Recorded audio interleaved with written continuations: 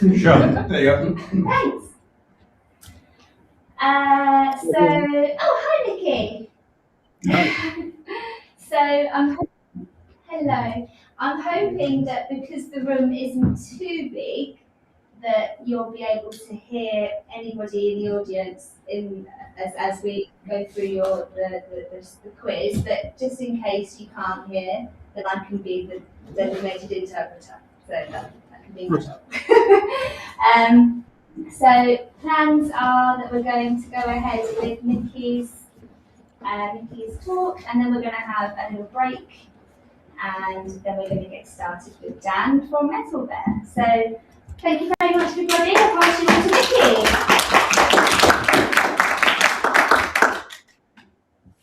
So hi everyone, I'm Miki. I'm one of the instructors at Alden Labs.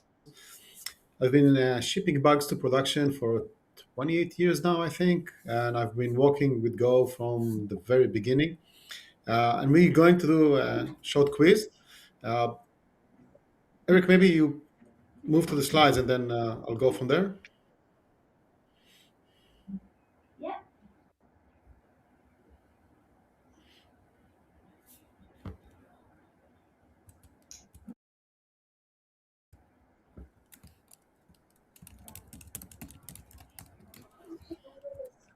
Right? Sure. Oh, awesome. All right. Okay, so this is a Go quiz. I told you about me. So here's the idea. I'm going to show you a short Go program. And then I'm going to give you about 30 seconds, or exactly 30 seconds, to guess the output. There's a countdown on the bottom, actually right, not left, sorry about that, which is going to show. And then possible answers may be, some kind of an output.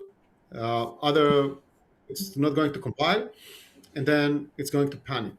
And then I'm going to run the program, and then I'm going to show you what actually happened. And it's not originally all my ideas. Some of them are bugs I created. As I said, I'm good at shipping bugs.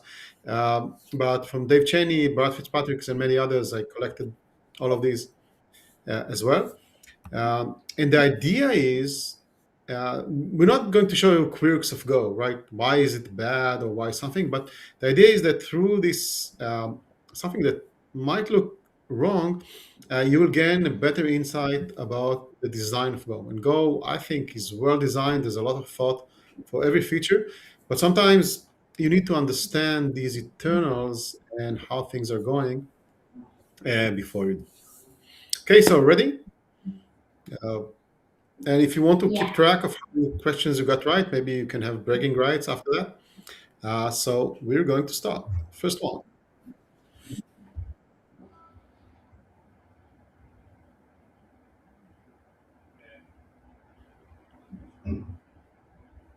Did I misspell Sydney?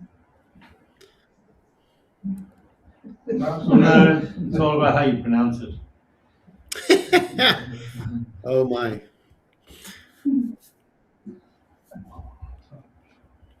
Oh, what happened to the timer? You really. Okay. So I ran it. So the answer is unsigned int of 8. And in Go, we have two things when we look at strings. It can be bytes, a sequence of bytes, and it can be a Unicode or a character, as we call it, a Unicode code point. And then in Go, this is known as a rune. So a byte is a type alias for unsigned int 8, and a rune is a type alias for int 32. And when we access strings with the square brackets, we are actually accessing the underlying encoding in UTF-8 of the string, and this is what we get. This is the first byte that we have. Right, and the capital T verb here is the verb for saying the type of the argument, not the argument itself. All right. Next one, and I will try not to touch the timer. Oh no, the timer is stuck. Hold on, just a second. Okay, now we have a timer. Okay, now we have a timer.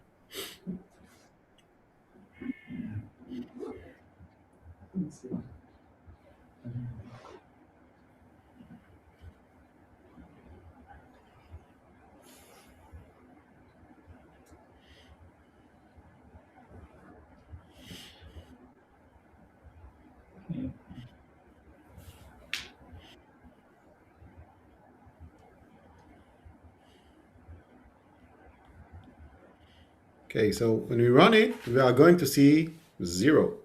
So if you look at M, this is actually a nil map, right? If I'm going to do print fmt.Println of M and run it, we're going to see it's an empty map, it's a nil map. But nil maps are fine when we try to access it or iterate over it.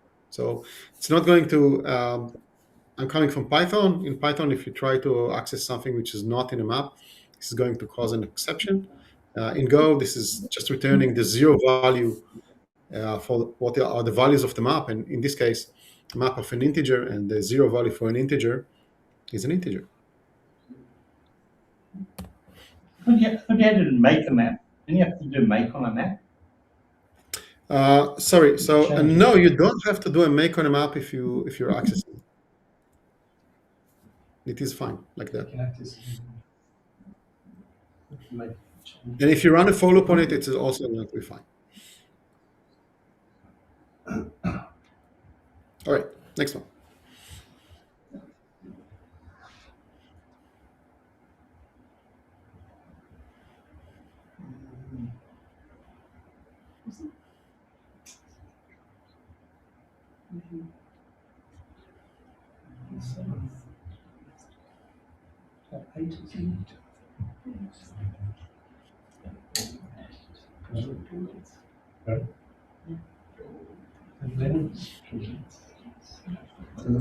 So the answer is 7. And this is, again, we talked about the square brackets that are treating the string as a sequence of byte. The same thing for len. So when you ask a len, what is the size of a string, it's going to give you the size of the encoding, underlying encoding in bytes. And if you look internally at Go, a string is basically a struct with 2 fields. One is a pointer to the underlying byte encoding, and the second one is the len. So asking for a len is pretty quick, because if you want to go over the length in characters, actually you need to go over the whole string, because in UTF-8, a character can be 1, 2, 3, or 4 bytes long, and you have no idea at the beginning. So this is like a duality that we have in strings in Go. Strings are complicated. All right, next one.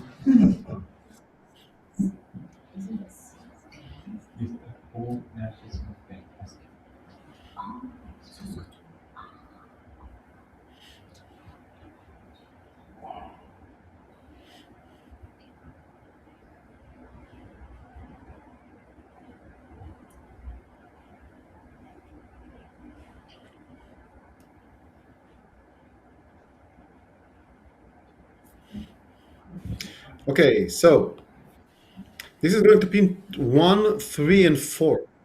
And what sometimes people think is going to happen is, because here we already have B defined, this is going to be a compilation error. But the Go spec states that on the left side should be at least one new variable. So in our case, C is new, so this is fine, and this is actually going to work for us. But if you're going to do something like C equal 3, when we try to run this one, now it's going to say that there's no new variable on the left side. So at least a single new one. Okay. Next one.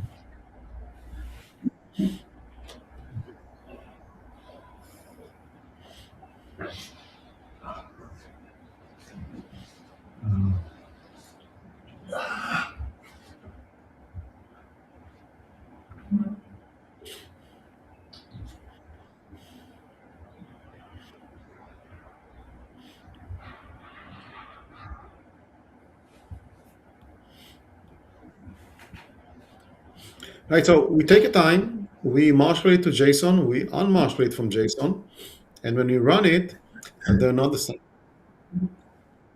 And this might be surprising, right? Why does it happen? So if I'm going just to, for a minute, fmt.Println T1, and T2, actually I'm going to print them out, and I'm going to run it. you see that here on T1 we have something which is this M something something, and if you go to T2, there's no M.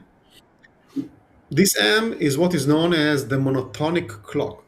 So when we're doing time differences in computers, uh, time can shift, right? Every now and then your computer is dialing to some kind of a time server, what's known as an NTP, and adjusting the time. We have daylight savings time.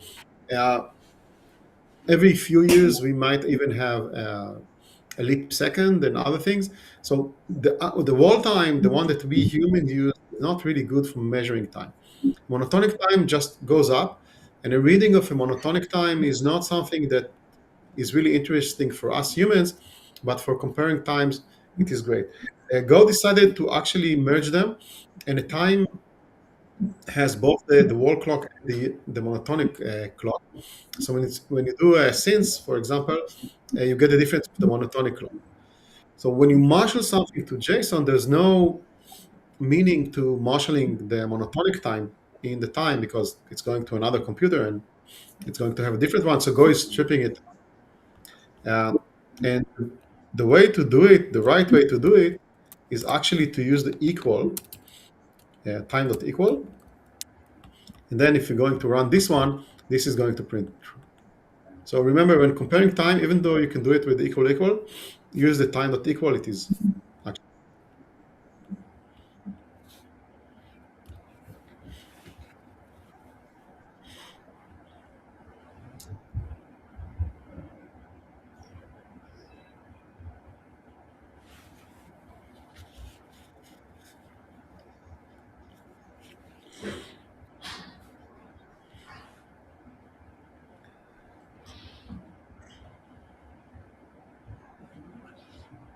You see the compiler on 0. Run If you're going to run this one, this is going to happen. So far it worked well with nil maps. So when reading from a nil map or doing an iteration, which is also reading from a nil map, Go is fine by that. Once you add values or you change values to a map, now you need to use make to create the map and to make sure it's work. So I'm equal make map of string to int. And now if you're going to run this one, this is going to give us 1. It's sometimes even surprising for other people, again, as we said, because errors is not in the map. But what's going to happen, it's going to say, okay, what's the current value of errors? It's not there. It's going to get the 0 value, which is 0, add 1 to it, and set it in the map.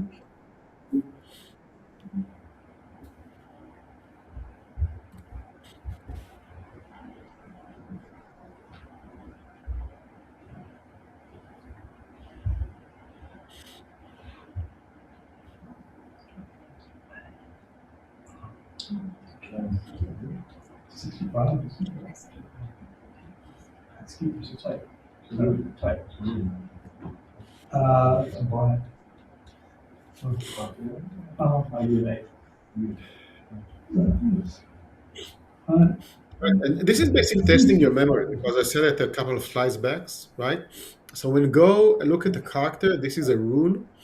A rune is a UTF code point, and because UTF is variable encoding, it can be up to 4 bytes. So we need something that can hold 4 bytes, and this is integer.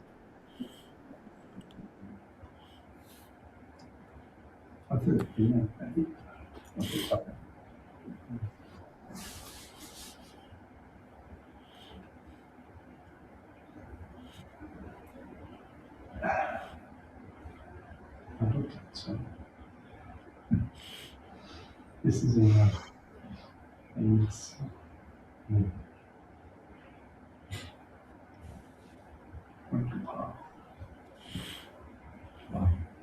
Silence.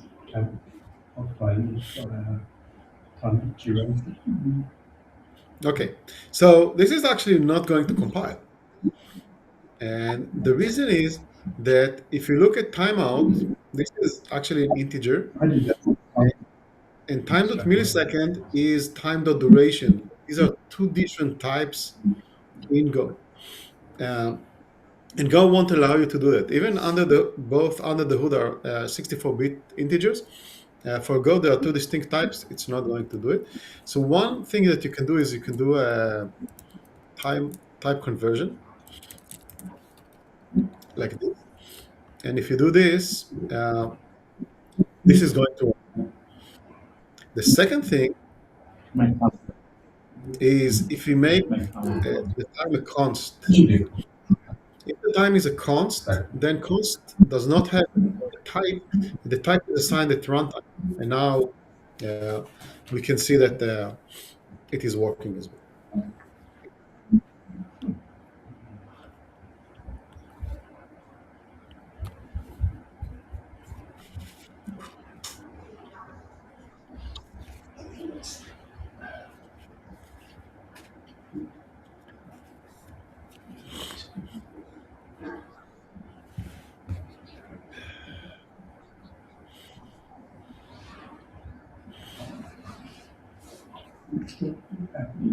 Slicing it.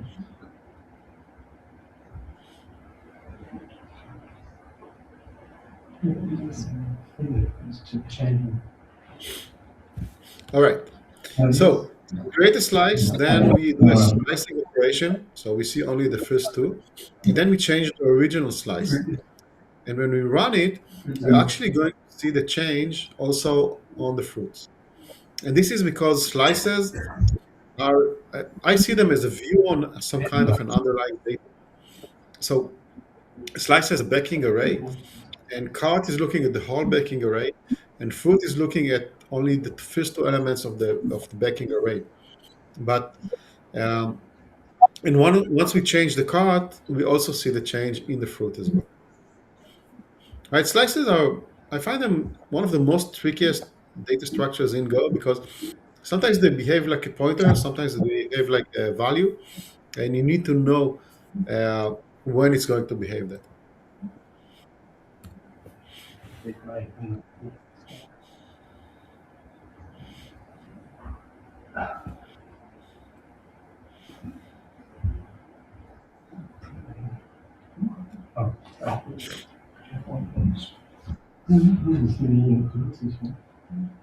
It's a special function.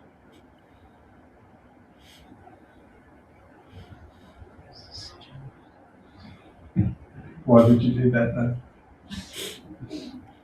So No, it's handy to find in some occasion. Yeah, but in that case, you just put a new one both in one. right, so we have an init function. Init function runs before main and it helps for initialization, but init is actually pretty unique. For once, as you can see, I can define it twice.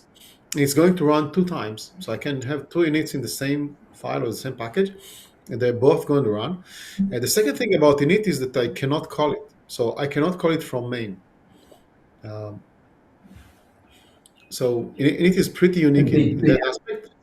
In general, Not the anymore. rule of thumb is don't use it. Right? Code that runs before main is always tricky. Sometimes it's unavoidable if you want to do registration and other things. Most of the time, when I look at init code reviews, it's usually a flag that maybe there's another way to do it.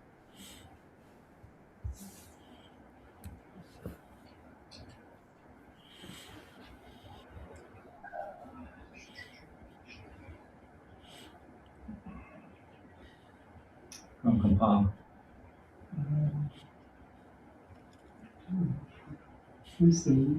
Line 13, run compile. Address is 3. As it go on, as it go 26, you can put a new instead. Oh, yeah, new screen. Right. Right. So this is not going to compile. And the thing is that not everything in Go is addressable. And this 3 here is a constant, and a constant is not addressable.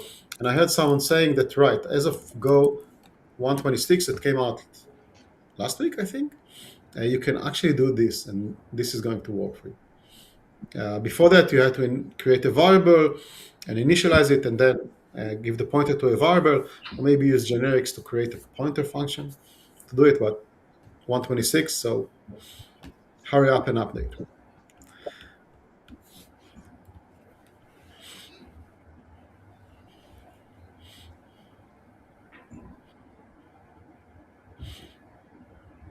Print pi.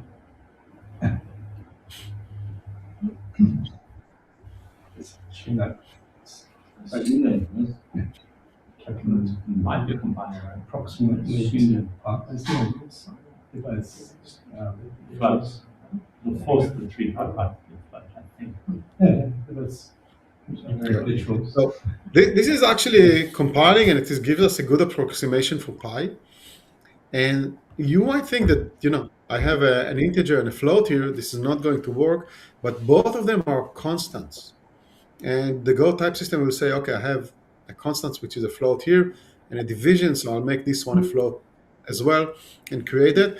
And actually, the constant type system is like a different type system than the one that you have at runtime. It can get a little bit more interesting for that. The accuracy is better for floating in compile time versus runtime, and several other things as well.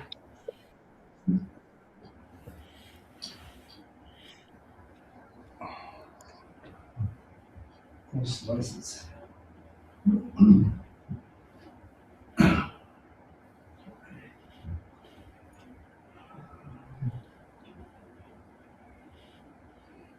What?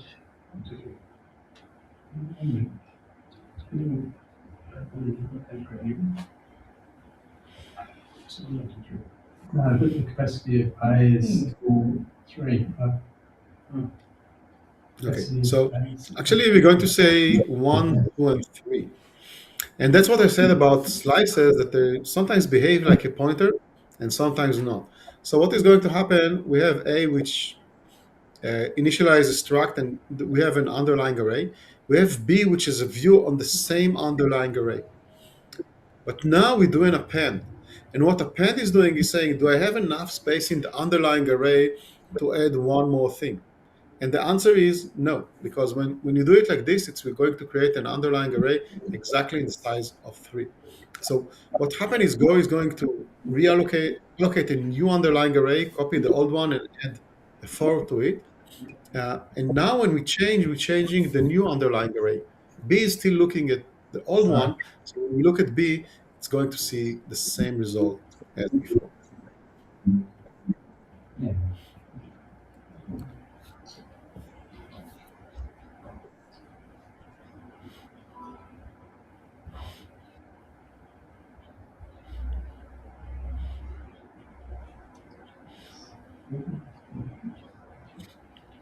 Exactly. I mean, yes. Well, it's a question. It's a normal question. Yeah, it doesn't even if it wasn't a question mark for ranges over rows.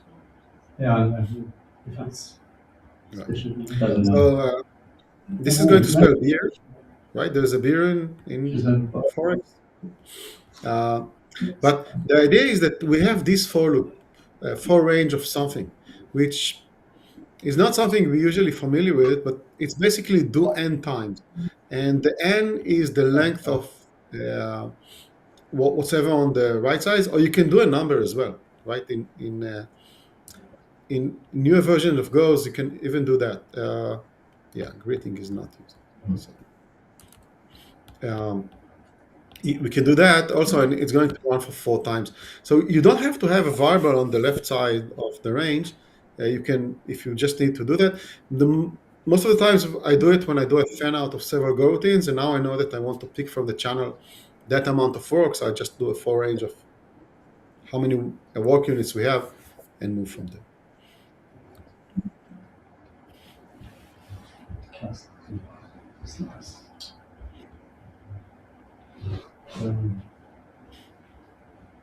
Buffer channel. Just 2.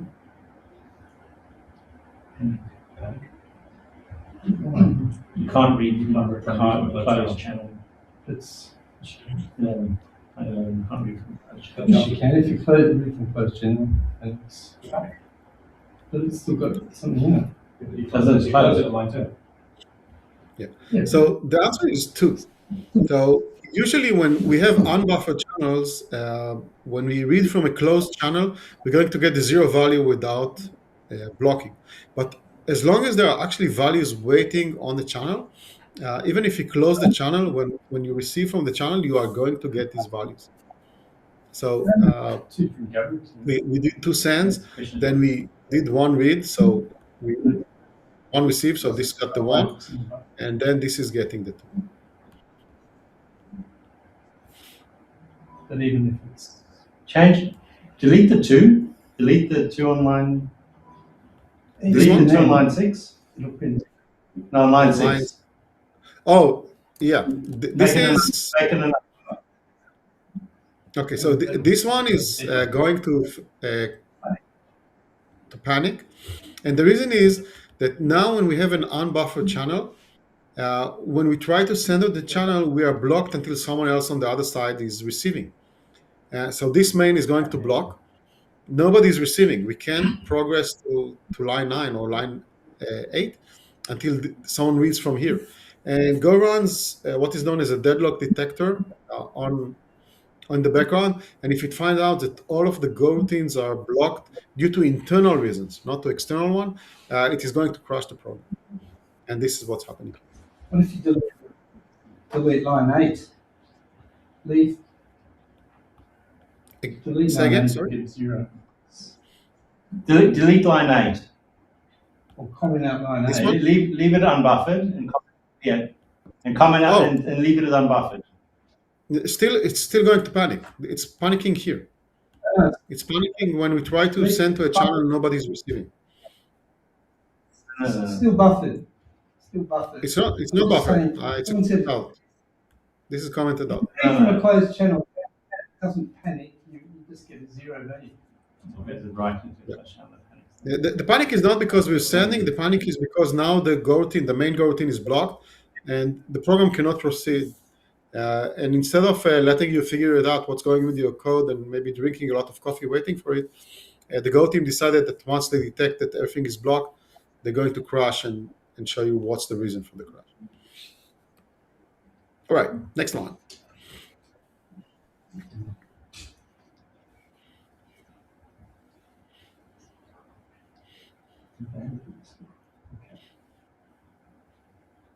Value of A is 65.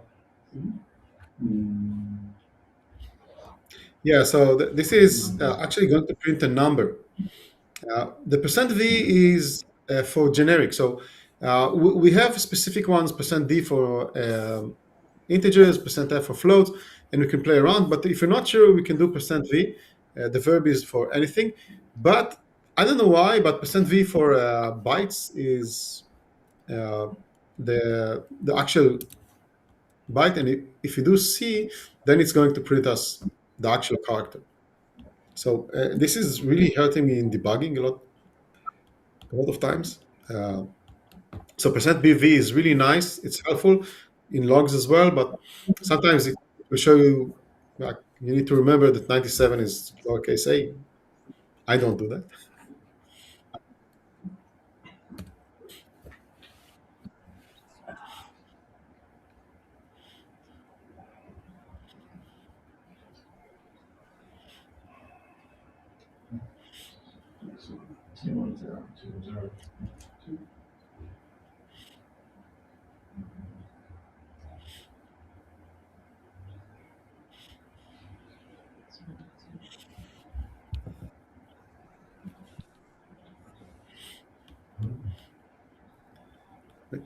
So this is going to print 2, 1, and 0.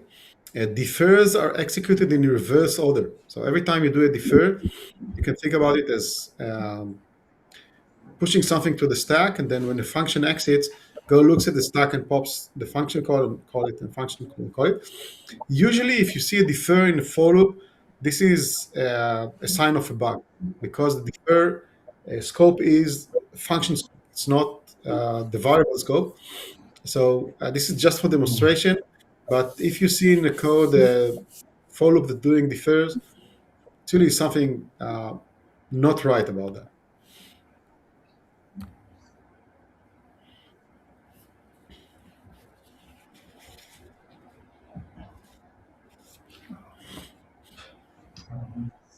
It's a literal. Yeah,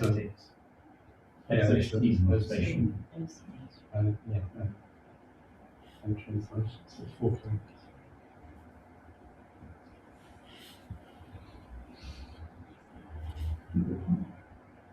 Escapes. All right, so this is going to print A\T and B. If I'm going to do this and run it, this is going to print A tab and B. And the idea is that these are known as raw strings, where backslash is just a backslash. We don't interpret it any specific way. And it is very useful, mostly in two cases. One, if you're working on Windows and you copy paste paths, instead of double all the backslashes, you can just put it in raw string. The second one is in regular expressions. Sometimes we have like \D for numbers and other things. So we use that. And actually, the third thing is that if you want to do a multi-line string in Go, you can do it also with the raw string. So they are pretty useful in their cases.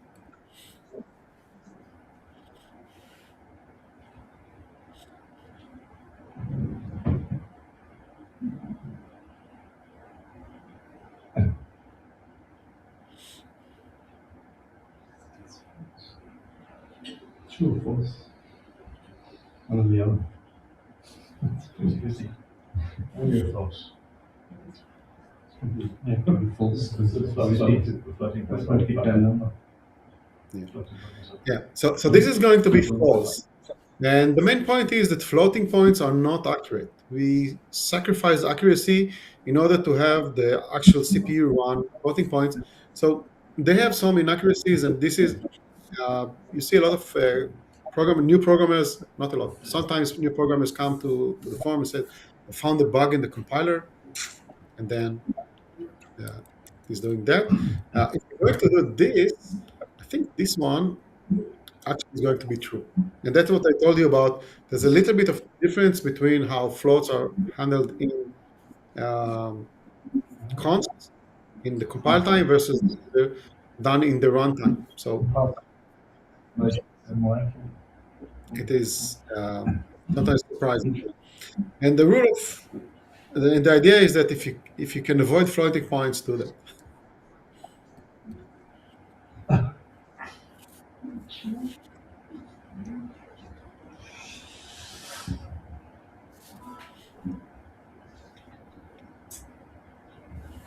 What the hell's on I wouldn't play seconds to read this. What the hell's going on line 10?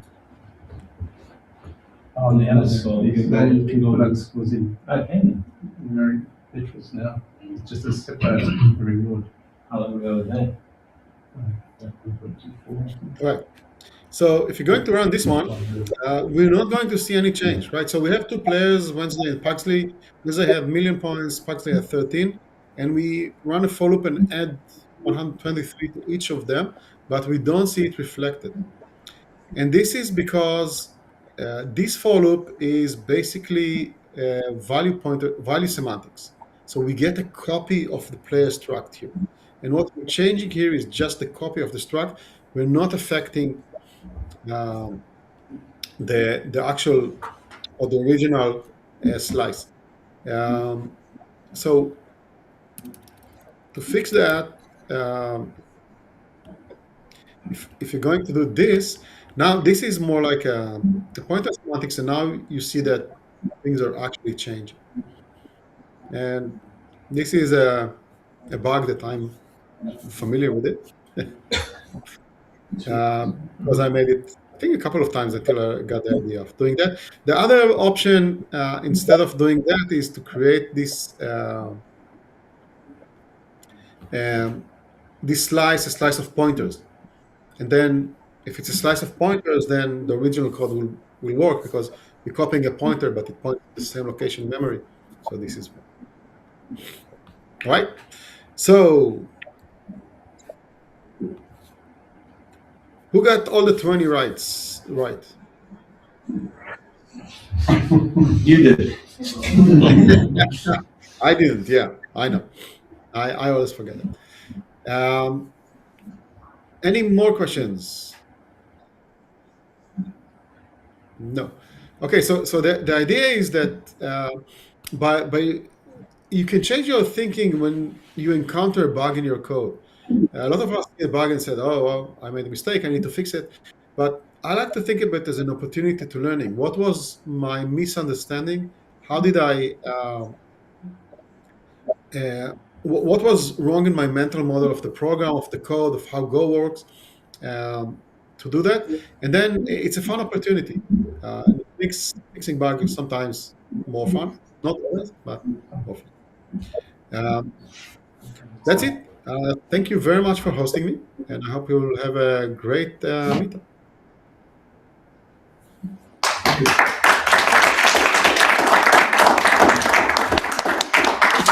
Hi, Miki. Gary wants to say hello. Can you see him? Oh, no.